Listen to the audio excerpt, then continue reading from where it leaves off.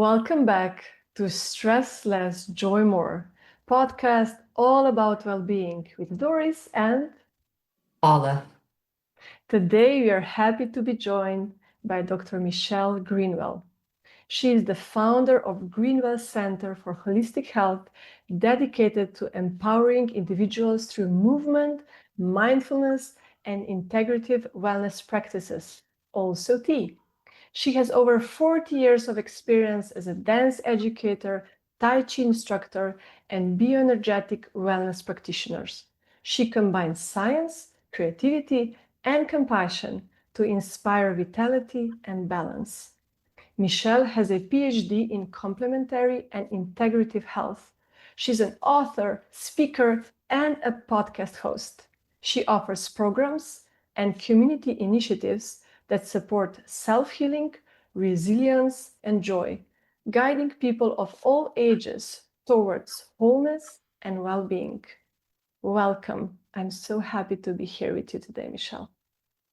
Thank you for having me, and it's lovely to have a chat with the two of you.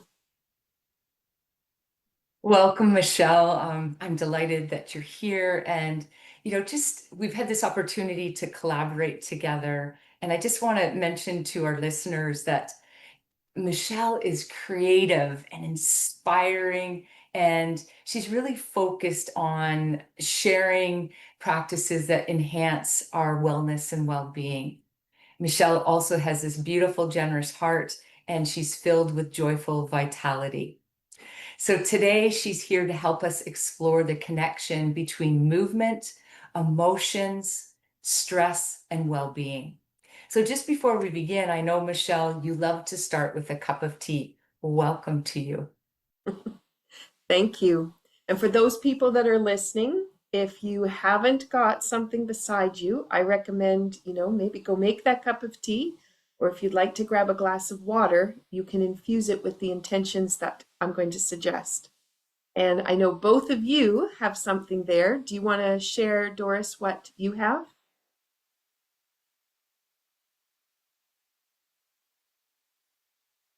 Oh, I'm having some green tea with vanilla, which just helps me boost my energy so I can be even more focused today. Beautiful. And your mug, what's in your mug? On the That's side of the your mug? tea. Nope, That's right the there. tea. What does it say? Here, it No, says the happy, mug. On your mug? the mug. Well, actually, the mug says take time for coffee, which is a cup that I received from a dear, dear friend. And she said, I know you like tea, but this cup is something to remind you of me. I love it. And Paula, what have you got there? I have a beautiful green tea with lemongrass, and I got it in the Azores in Portugal. So as both Doris and Paula have shared, if you're listening to the podcast rather than viewing what's happening, both of them hugged their mugs. And that instant connection with something that's nourishing.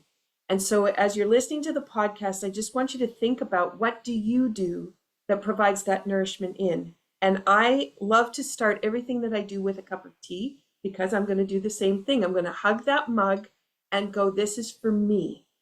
And that's just so important. But inside, I have a tea that is a result of the work that Paula and I did together a couple years back. And this is the honeybee tea. And the intention on the side is, feel the boost to your spirit and the playfulness and joy that transpires. A zest to life is encouraged with each sip. So no matter what you're sipping today, that's what you'll be able to bring out of the intention of it. And I want to draw attention to two herbs, because I like to share how the herbs play with each other and then how that can feed into our conversation today. So I want to bring ginger forward, because a lot of people will have ginger, they'll throw ginger in their tea, or they'll just make a ginger water. And ginger is the opportunity for you to release so that you have the space to receive. And as you're listening to the podcast today, thinking about, are there some things in your life you've been holding on to a little too long or with too much grip that maybe you could let go of because you don't know what you're not having come towards you because there isn't enough space for it to be received. And just let that come through, especially as we're talking about some of the ideas that we have for today.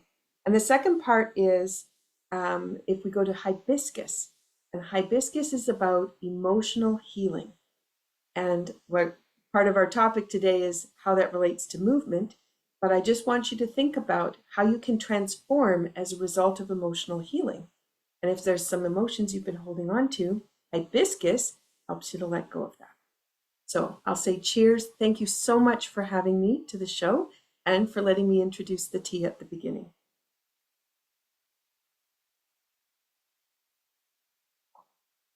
Thank you, Michelle. So let's dive into our conversation, and we're going to talk about movement and emotions and creating more balance and joy. We love hearing about people's personal stories. Can you tell us a little bit about your well-being journey and what first draw you to movement as part of that journey? Mm-hmm. I was drawn to movement first because, like lots of small girls, we like to dance. And I was a dancer. And I thought it would be lovely to be a professional dancer. But by the age of 16, my knees were no longer able to support what I was doing, not knowing, like I do now, the alignment was off, certain muscles weren't working, everything wasn't doing what it needed to do in order for me to do the dance I was doing. And as a consequence of that, I went to a specialist and he looked at my knees and he said, well, you'll just have to stop dancing. And that was his answer. And I was like, okay, that's not going to happen. I love dancing. So I continued to dance and decided I would dance until I couldn't anymore, which I thought would be like when I was 25. And then I'd move on to something else. And instead, what happened was I became a dance teacher and I continued in the dance world. I continued performing and I continued to dance on legs that weren't properly aligned. And I did the best that I could with where they were at. But the damage had already been done. And eventually, with life and stressors, lots of the muscles shut off in my feet and in my legs. And as a consequence of that, I lost the ability to walk. And at that point, then I had to really pay attention because I had to figure out how am I going to fix this? And obviously, going to a specialist for knees is not going to be helpful at this point. So I'm going to have to do it myself. And I was introduced to the words touch for health by Lynn Simonson, a modern dancer from New York who was in her 60s, who said she had the gifts of all of her injuries. And I thought she was crazy because who has the gifts of injury? And of course, now I eat my words because I now know the gift. But at that point, I was ahead of Google and ahead of being able to search quickly and instantly for anything you want. So it took me over a year before I could track down who has this touch for health stuff. And I found a wonderful man in Calgary, just outside from where I was living at the time. And Greg Webb became my mentor, became my instructor, and helped heal my legs so that I had the ability to go back to dancing and to teach for a much longer period of time. So that's how I started. Wow, I can't imagine what that would have been like to be at that point where you couldn't walk. Mm-hmm. That Yeah, must have been very challenging for you. you have at that point there was over 300 students in the studio, a staff of 12, leading fitness classes. Yeah, now you can't walk across the room. You can't demonstrate any steps. You have to have students that are going to demonstrate for you. At that point, my voice wasn't strong enough in the room to be loud enough, so I needed a microphone in order to even speak. Yeah, it was a very trying time. And then what do you do? That's your livelihood. What else am I going to be good for? I trained for years to have that position, and I trained to be able to have this dance studio and have it function. So, yeah, very challenging.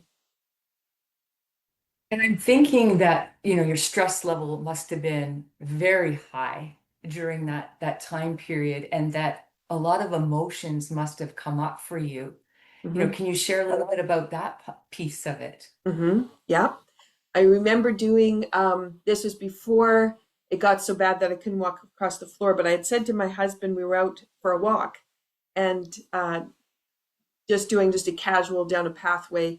And I said, I feel depressed. I feel, listless. Like this can't be it.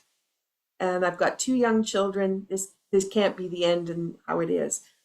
So I did some work with a naturopath, and it helped.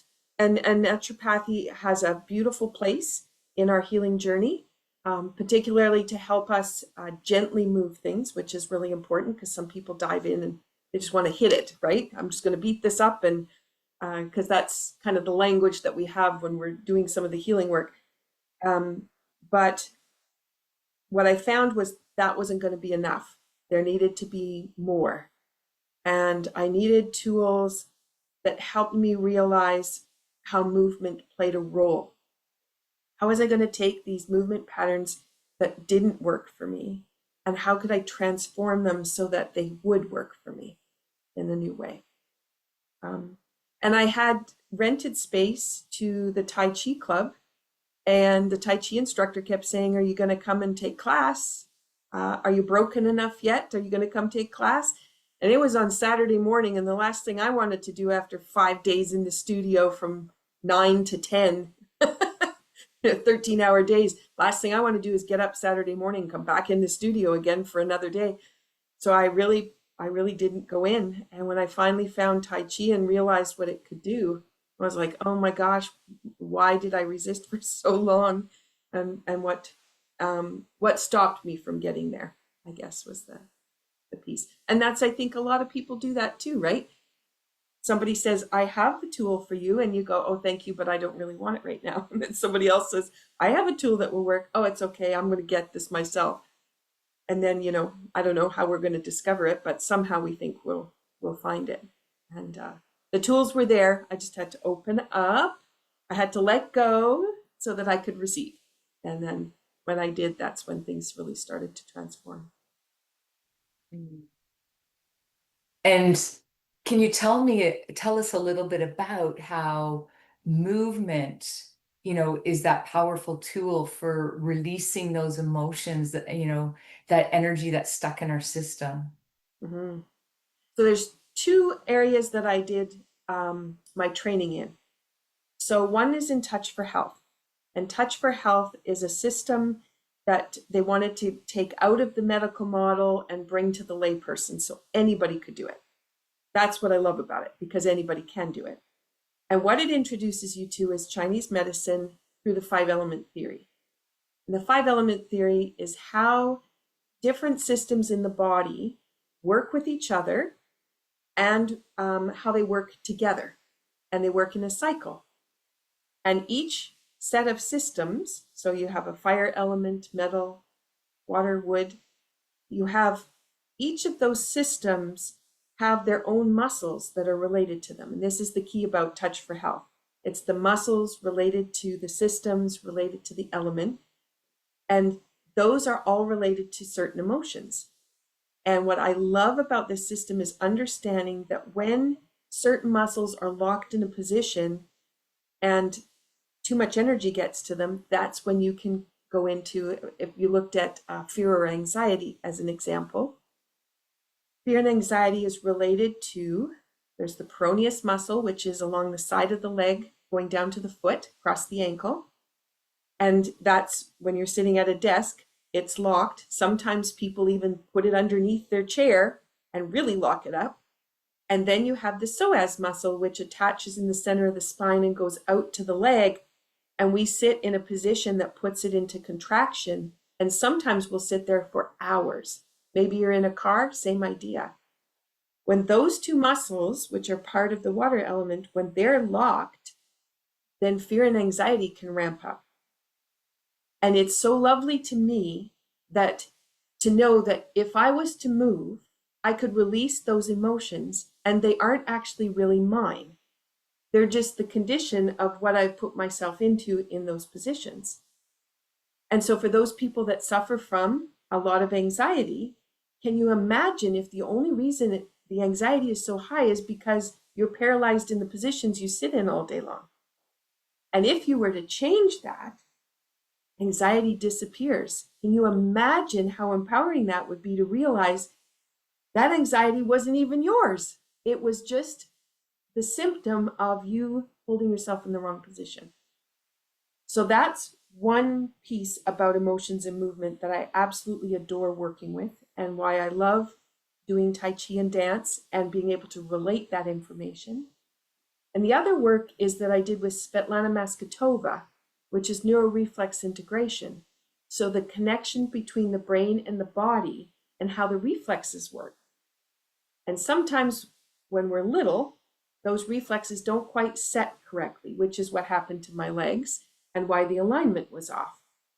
And if those had been set correctly, then I would have had function that was correct, and I would have had muscles that could work well, and I wouldn't have had the troubles that I had in the symptoms and later pain that I ended up with. And so between those two systems, I just became so much more passionate about how can I change the emotions? How can I bring energy and vitality? And as you so eloquently said, Paula, about the joy and vitality I love to bring to everything that I do, that piece that it might not be ours is just so empowering. It might not be your persona, it might not be the personality you are, and it might not be all the baggage that's carried from before that wasn't yours either. It might be something that could be easily let go. Wow, that's very powerful to, just to have that recognition that the body really is playing a big role here in contributing to our emotions. We do know that trauma also contributes to that as well, and the body is another way to make access to that as well. Each of us experience stress a little bit differently. You've talked about the physical body being in that constricted or contracted state, and we have trauma. How do you notice stress showing up in the body and in the energy systems? This is now my new specialty. This I absolutely adore. When I start my classes, I always do awareness. So one, always intention and goals. So you already know that from me. And I have a T that goes with every meeting, that goes with every project. I'm always making sure I set my intention and my goal. I know where I'm going. The second part is you have to have awareness. Once you put that goal online, what happens? What do you notice in the body that's changed as a result of putting that little stressor in there? Because you're not quite in alignment with your goal necessarily. And you might be worried about, am I going to be able to complete it? Have I got all the information I need, etc. But when you go to the awareness piece, you can find out by standing on your feet. If you're standing on your feet and there's pressure points, you're kind of rolling in on one side and maybe you're back on the heel on the other side, you're not balanced. And if you're not balanced there, you might have locked hips, locked knees, shoulder, jaw. All of that is going to show you where the tension is around the project that you're working on. And you certainly don't want to go into a project feeling like that. You want that to be all balanced and in flow so that you can actually do a good job and you can do it with least amount of effort. So the awareness I've done with through the feet, I've done in how the joints are functioning. I love to do, can you turn your head to the side to see how much tension is coming through there, how much of the vagus nerve is locked up, and it's feeding information from all the organs. You can do that. It could be through the hands. It could be through your sense of smell. There's just so many ways that we can really learn a lot from ourselves. And then once we understand what those awareness pieces are, then we can do something to activate it, to change it, bring it into flow and balance. And then you can come back and go, yeah, my feet feel so much better. And now I feel like I even have balance, or now I feel like I could push off my foot and I could go for the walk that I wanted to do. Or I could sit at my desk now and my mind is open and clear and I could focus on the topic that I want to work on. Yeah. And I'm thinking about the awareness piece, how many years I've walked around with not having that awareness. And I'm thinking I'm not alone in that. How do we teach ourselves to come to that awareness state? When people stand in front of the mirror, what do they look at? My hair. What is my hair doing? Right? And is there anything in my teeth? How do my eyes look? I should put more eyeshadow on, or I should really have eyeliner. That would make things look better. We don't actually look in the mirror and go, are my ears straight? Are my eyes straight? What's happening with my shoulder? And some people have one shoulder that drops down and they just accept it. But instead of accepting, you say, I got one shoulder that's dropping down. Why is it dropping down? And it should be in alignment, and then be able to bring that back. And the same with being able to stand up and realize your head is forward because you've been sitting at the computer too long, or you were driving and you were tense and holding on to gripping the steering wheel, and your head is forward. And it's not supposed to be. The ears should be over top of the shoulders. So then if you think about, why is my head always forward? That's how much stress I'm under. So I need to bring that back. And my favorite from doing Tai Chi class is when it could be in like 2 minutes of an activity. All of a sudden the space comes into the joints of the spine, and the spine gets lifted, the head gets lifted, and all of a sudden you feel like you're floating on air. That's normal. So if feeling compressed, ribs are pushing down on top of the hips, or the hips are pushing down on top of the legs, that's not normal. That's the amount of stress that you're under. And you want to feel like you're floating. And so when you have that opportunity to bring those awareness pieces in and realize it's not there, and I only need a couple of little activities, a couple minutes, and I could be there, it's just so empowering to know that awareness could change everything. I'm wondering if we could take a pause right now, and if you would take us through a very short awareness exercise. Mm-hmm. Absolutely. Okay, so if you're sitting and you're listening to the podcast, then I'm going to ask you to not sit so you're sitting back in the chair and you've rolled back into the back of it and your tailbone is squishing on the cerebral spinal pump and you're not getting anything flowing to the brain. I want you to move forward on your chair so that you can sit up straight.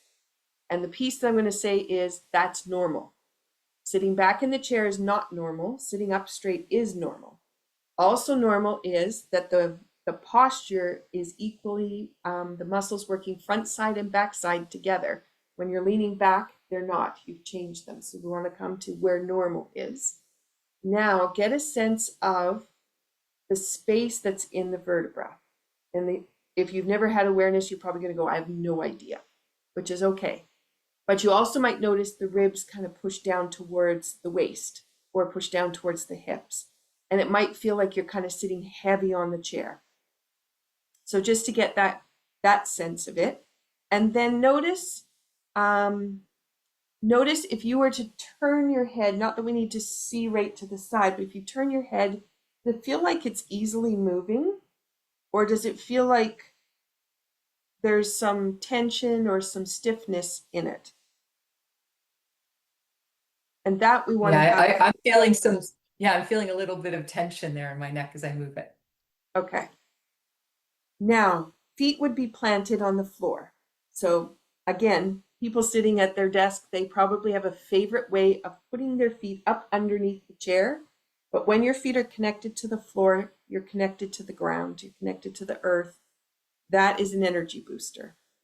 And as soon as you put some weight into those feet, your tailbone is going to just do a tiny little curve, and it's going to line up your spine so it's straight.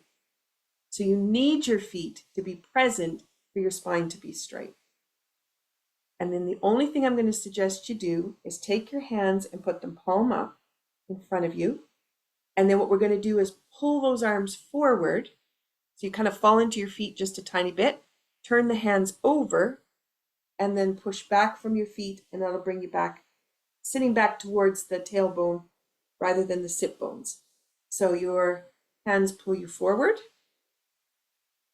and then pushing through your feet, you come back.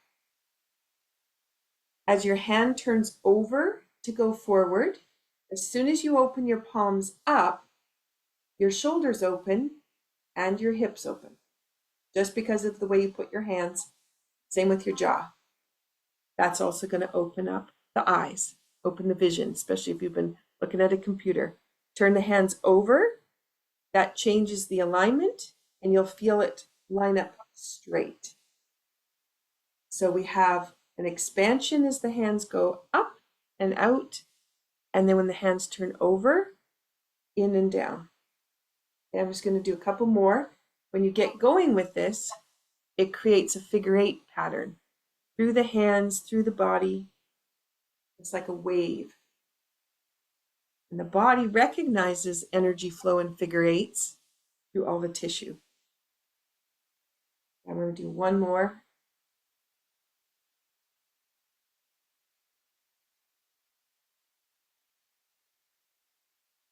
So now if you come back to the body, you may notice that you feel a little vibrant on the outside, on the skin maybe.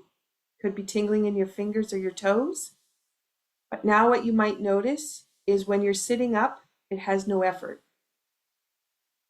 It doesn't feel the same way as that first time. And if you turn your head, you may notice now it doesn't have that same resistance to it.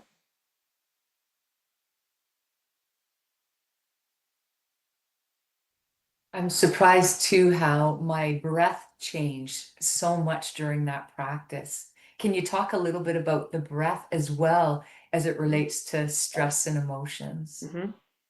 So your diaphragm goes right through the center of the body. There's a space with the diaphragm where when we pull the hand up, it allows the diaphragm to expand. And when we turn the hands over, it changes the diaphragm again. So we're actually manipulating how that muscle is going through the core of the body. So you have that little piece. But the diaphragm is also linked to the lung meridian, part of the metal element. So the lung meridian runs from the chest all the way through to the thumb. What we did was pull our hands one way, up and out, turn them over, bring them back. We actually pulled that energy line and massaged it while we were moving. So we were inspiring the diaphragm to move, and we were inspiring the energy line to open and close. So in that process, we were changing the way we were breathing, but not by thinking about it. We didn't have to do 4 breaths in, 4 breaths out, hold your breath anywhere. We didn't have to think about it because in Tai Chi, the breath takes care of itself and it becomes an unconscious thing we don't have to do in a certain pattern. Our movement will take care of the pattern for us.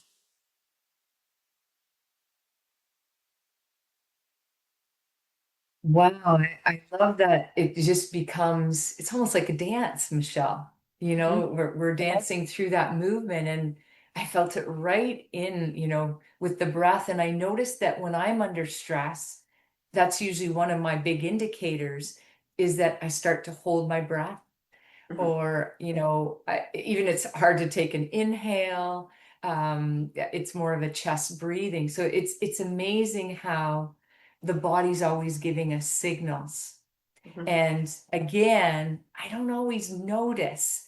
I'm more aware now, that connection between the breath and my stress level. And again, can you talk a little bit about emotions and the movement piece? I'm thinking that may not be as familiar to people, how that emotions and movement are connected together. There's 2 parts. I'm going to say that, so I'll remember to talk about the 2 parts. So one is the lung meridian, or the lung energy system, is linked to the emotions of grief, guilt, and regret. None of us have anything in that ballpark that we would have to think about. I say facetiously. So we always have those kinds of thoughts that could come forward or get stuck. And as we're doing this, we have the ability to release grief, guilt, and regret. And if you've got a goal in mind of what you're working on, and maybe it's, I didn't do enough preparation work before I'm having my meeting today, there's your regret. That piece could hold you back from saying things in a meeting or having the ideas come forward that you had been thinking about, just because regret's going to be pulling. But that little action would have released it so that it no longer exists. And now you'll be able to react as if you wanted to react. Okay. So that's one part. And that's how, when you know which muscles go with which system, go with which emotions, you can really start to play with, I'm feeling this emotion right now. What's happening for me in these muscles? What's happening in this system? And then you can start to figure out what you'd like to do about that. The second part is, when we're not moving, we need to move the shoulder seams and the hip seams, because that's how the brain knows how we are in space and how everything is functioning. And if we sit kind of frozen, the brain doesn't have any feedback coming from the body. So it's assuming all the systems are doing what they're supposed to be doing, but it doesn't actually know that. And so when we have this opportunity to open the shoulder seams and the hip seams, we can change the dynamics of what's happening. And what happens with Tai Chi movements, people think of it as the moving meditation. It is, because the mind immediately calms. It opens up, it has clarity, because all of a sudden this movement is allowing the brain to go, oh, I understand how this system's doing, I understand how that system's doing. This one needs a little bit more tweaking. I can send whatever needed. And it can have all that happening, and it can let go of whatever emotion might have got stuck because of that frozen piece. And the other part of that is, even that little action I gave you was opening and closing the hip. And that is where you store energy. If you do things that expend more energy than you have, then those emotions are going to creep back in. But if you build energy, there's no need for those emotions to get stuck. You're expanding and building and opening, and that's creating the opportunity for you to experience things with a clear lens, not through a filter of fatigue, a filter of sadness, a filter of fear or anxiety.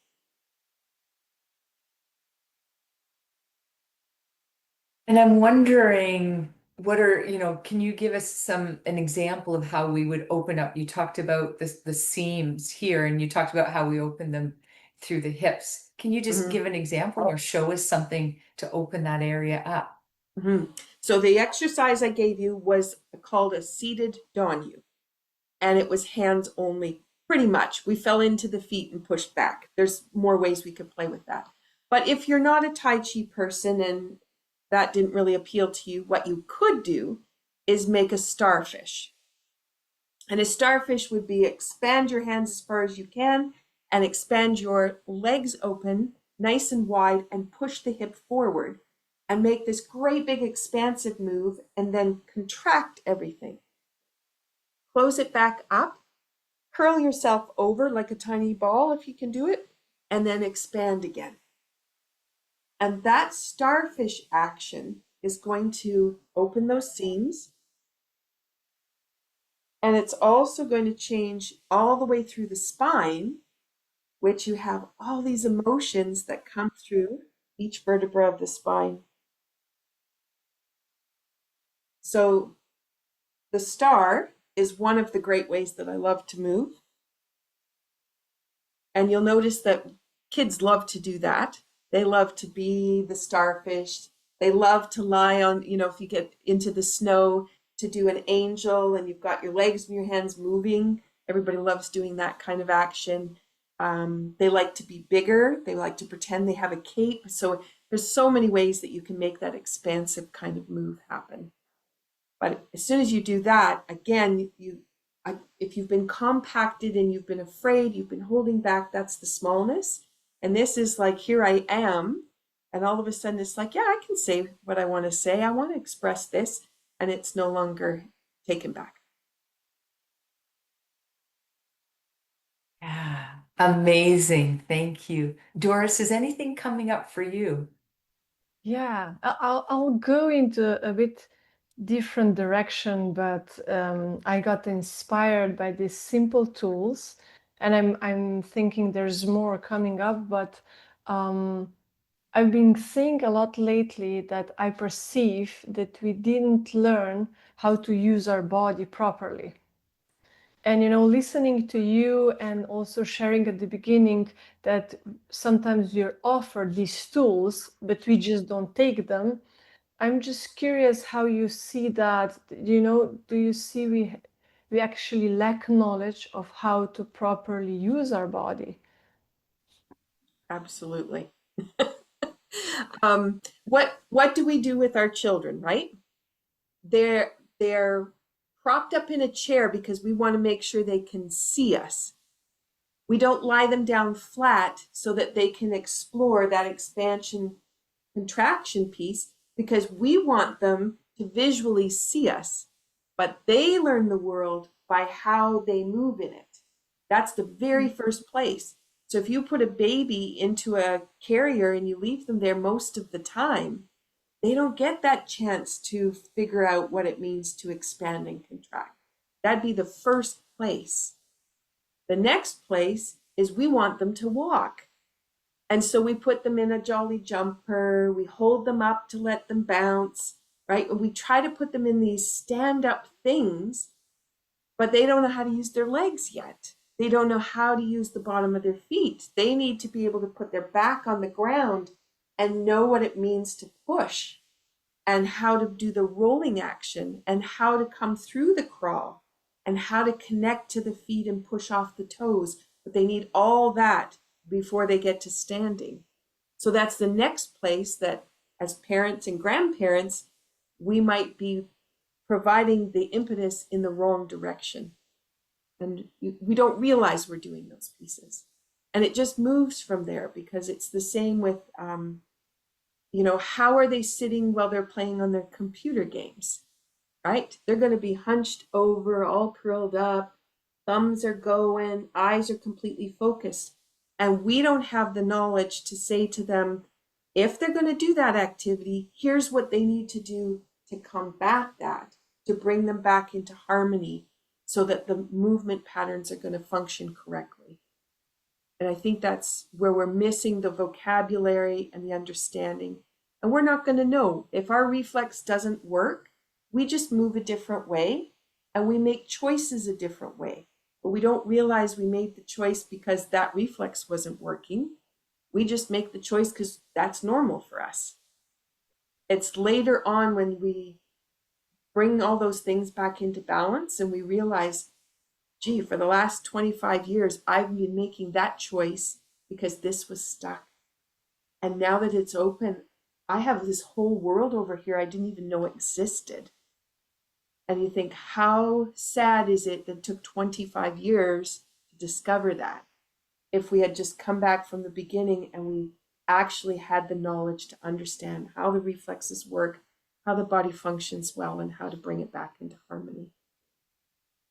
I hope that And answered your question. yeah, and you just went back to childhood. It just reflected me how, we have this non-normal society just doesn't give us space to just express our bodies that would, allow us to maybe naturally develop. And then we learn as adults, we're stuck somewhere or we're repeating those same choices. And then we can relearn those patterns that could evolve also naturally. It makes so much sense. Yeah, thank you for that. Mm-hmm.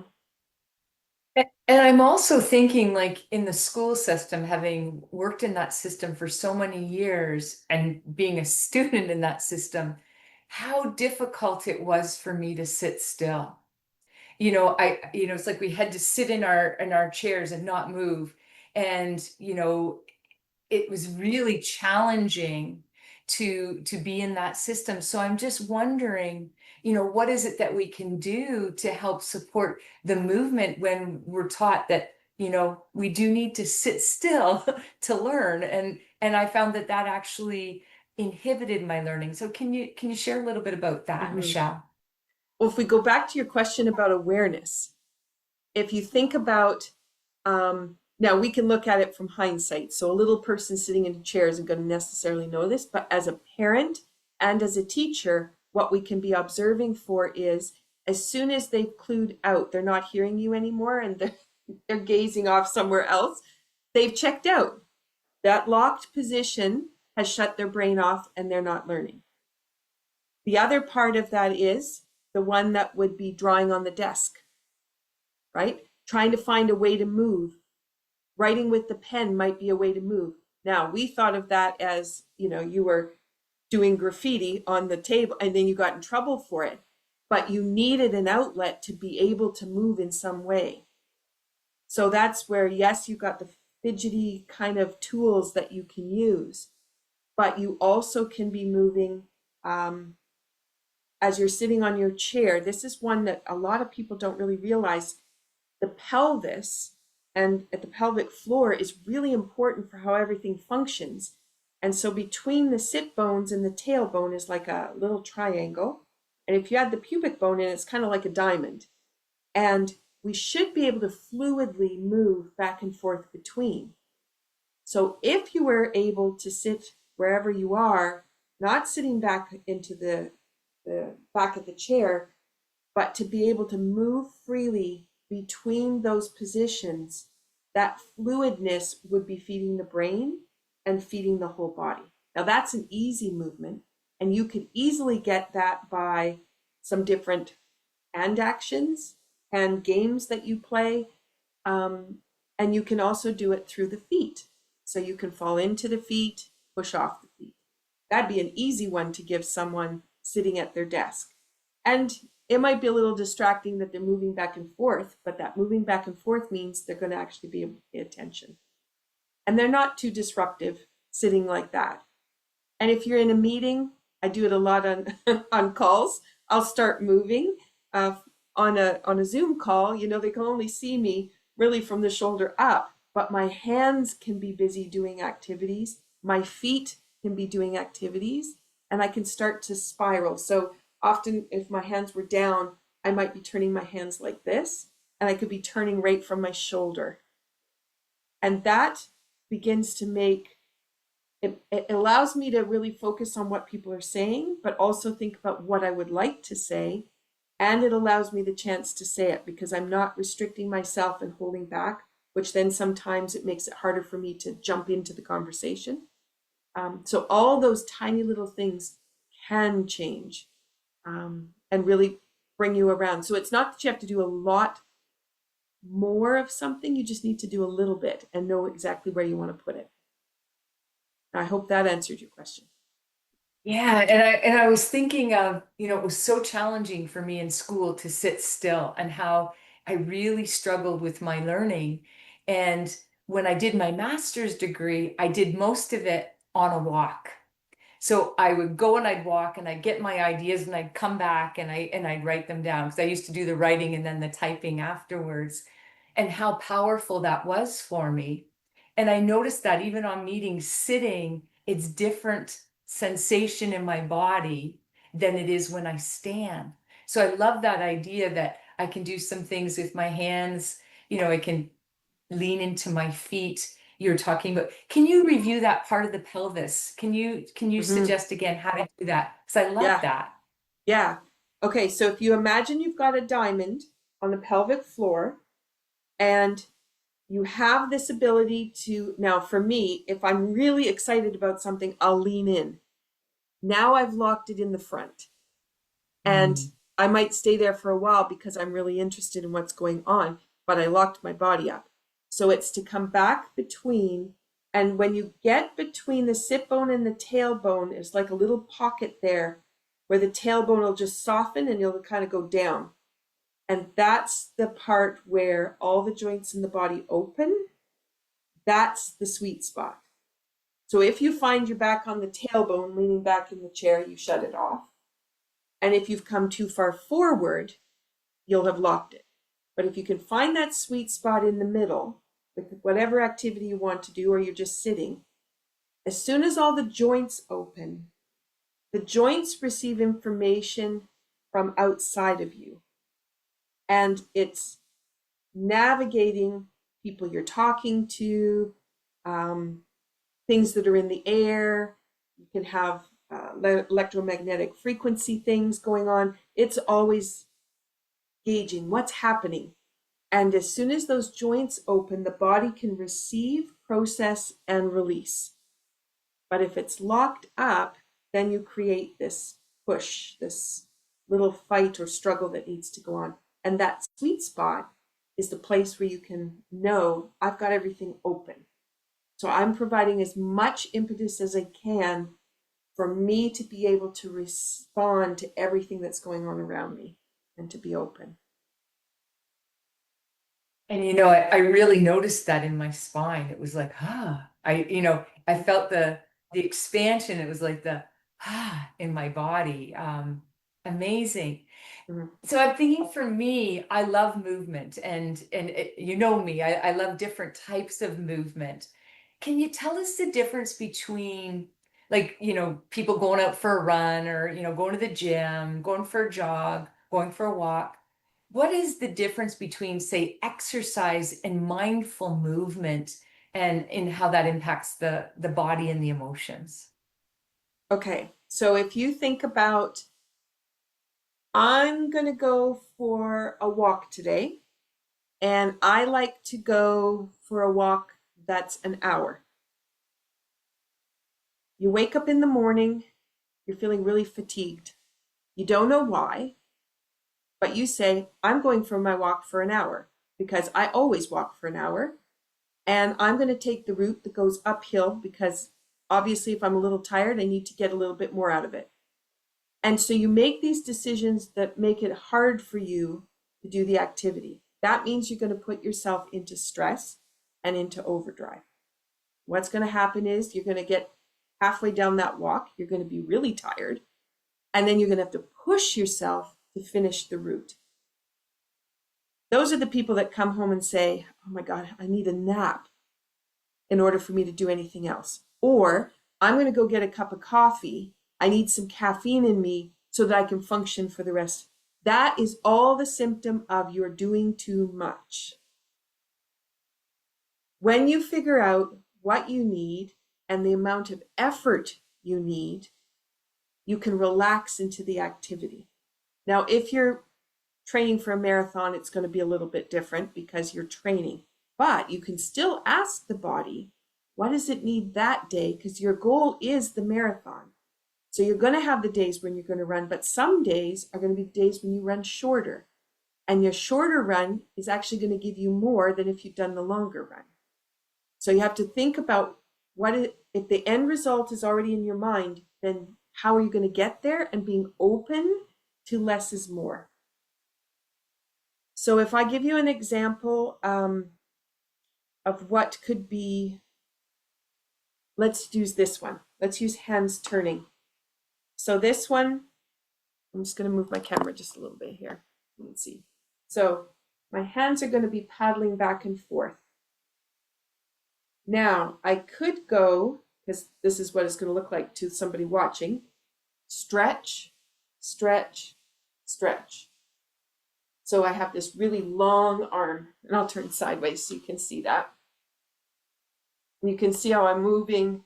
And people will say, I love this exercise. I get such a good stretch. Yes, but that isn't the exercise.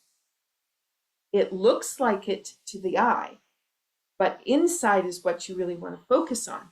So if the hands never straighten and they create a ball, and you keep circling around the ball, you can start to feel the energy in your fingertips.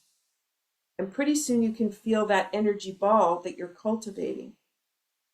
Now, the stretch you thought was important isn't important because you're still getting the motion all the way through with this ball. And then what happens on the inside is all the organs start to have this lovely little rhythm of movement, but never tugging too far in one direction. And so there's this nice little massage that goes on for all the organs, and they start to talk to each other. And now you have cultivated more energy than if you had done stretching. So can you feel the energy in your hands? Yeah, that feels pleasant. The other way would have been stretching and not necessarily energy cultivation. The energy cultivation piece means less is more. You have more energy to do other things that you want to do, but you didn't have to push yourself to get there. Wow. Yeah, it just felt again so relaxing in my body as I did that. And I felt quite a difference when I stretched it right out versus the bend in the elbow. Mhm. So I'm just thinking about if someone is feeling stuck in stress, and I I know people that are feeling stuck in stress. What would be some first steps that you would recommend to them to release some of that stuckness? Mhm. What I'm going to say is find the book that you and I wrote. And there's 4 authors to this book, but this has all of the tools that I've been talking about, and they're little one-ofs that you can do, and it brings the awareness in. And the awareness is a big piece, starting to learn to understand what you're looking for and not trying to learn visually by what you see. Because with Tai Chi, it looks one way and it is completely different what's going on the inside. And that's where the experience becomes so important with an instructor who can help you find that. So what I'm going to share is people can go to the Can Be Well website. So it's canbewell.org. And we have this book there. I'm going to see if I can get it into the light correctly. Bioenergetic Essentials. It's free. We wrote it so that people would have it at their fingertips. And see if I can get the bottom part. Not really. It's too much sunlight, but I'm not going to complain about that. But Natasha, myself, Tanya, and Paula wrote this book during the pandemic to help people to be able to de-stress, to be able to support themselves, and to have tips and tools right at their fingertips. So I recommend find that because the awareness pieces are going to be in there that you can start to bring. But start to pay attention to when does the breath stop? When does your head start to droop forward? When do you notice that pain in the back of the neck and it seems to be staying? Then you know, I'm here all the time. I need to be able to get it back to that straight piece. Notice how much space you have in the center of the body and the spine. That's going to tell you how much information you're receiving and how you're open to receive and be available for new information. That's the difference between when somebody says, I have a tool I could share with you, and you say, I would love to learn that tool. Or you say, it's okay, I've got it. I have my own thing I'm doing over here. And that's usually because we're closed in this opportunity. And you might not resonate with the tool they have, but you heard them. They had this ability to reach you and feel like they were heard and that they could share and compassionately reach out to you. And you made that connection. And that's going to start the innate healing process. So that's important. Then you can decide tool works for you, doesn't work for you, but you can start to play with the tools and start to build them up. And each tool is going to do something different. So you need to play with them, get to know them, find out how they work, when in the day is the best time to use them. And, after I've been doing this in the Touch for Health world for almost 30 years, I go back to some of those very first tools. I use them all day, every day. And they are right at my fingertips when somebody has a crisis in something and I can say, try this. I know this will work. And it's a great way for you to be able to have a conversation with people and feel that you can help. And that's also important. Did that answer your question? Yeah, that's amazing. I know that we're drawing to a close. I just have 2 more quick questions. One is, what are some of your daily or weekly well-being practices? I had this conversation at the community breakfast the other day. Somebody said they didn't have time to make it to my Tai Chi class. Things just get really busy. And I said, no, it's not negotiable for me. I have 3 classes a week. I have to teach the class because there isn't a teacher here. So I would happily go to another class too, but I don't have that where I live. But I have 3 classes that are scheduled. It is not negotiable for me to cancel it. It would have to be a really big reason. And that not negotiable means I'm always taking care of myself on those 3 occasions. And yes, I'm instructing, but I also make sure that I take time before and after to get those pieces in. And I always start my day with the bioenergetic wellness formula. And I use that formula in meetings, projects, everything, because I know I'm going to have balance and flow. And I already mentioned it in everything I did today. So we set the intention and the goal so we know where we're heading. We check in with our awareness to find out what is the stress level, what's happening. We activate it with something. It could be a movement. It could be one of the tools from the book. And then I reach out and have some kind of connection with someone. Every person that I meet with is with the intention to heal. And I set that intention, and that's also not negotiable. So every intention, every meeting is an intention for healing. And then I also, the development of intuition. That's the last part of the formula. Listening, understanding the cues that are coming in, knowing when you're not feeling quite right and you need to tweak it. Take the time to tweak it rather than struggle through. Thank you for setting that intention for us in our meeting today. Just as we finish off, I know that you mentioned a dear mentor and teacher. Could you just tell us one thing about him before we finish off? Oh my gosh. So Greg's, I will never be able to eloquently say this the way that he would, but learning touch for health for him was like putting a drop into the water and the ripple effect that happens as a result. And when you have those touch for health tools, we have those tips and tools at your fingertips to help yourself. It creates a ripple to everyone else. And that was Greg. Greg was all about how can I share this tool in a bigger way? How can I keep sending that ripple out? And traveling with him was an adventure because he would stop people in the lineup at the airport and he would say, "Can I just please fix this muscle for you because it's not working correctly?" And if he saw dancers going across the stage, he could fix them from the audience. Like, it was just so incredible. And that's my inspiration. I was like, I'll never be able to do that, is what I said. And then one day I was in the audience watching a dancer go across, and I thought, I got to fix that. And I know how.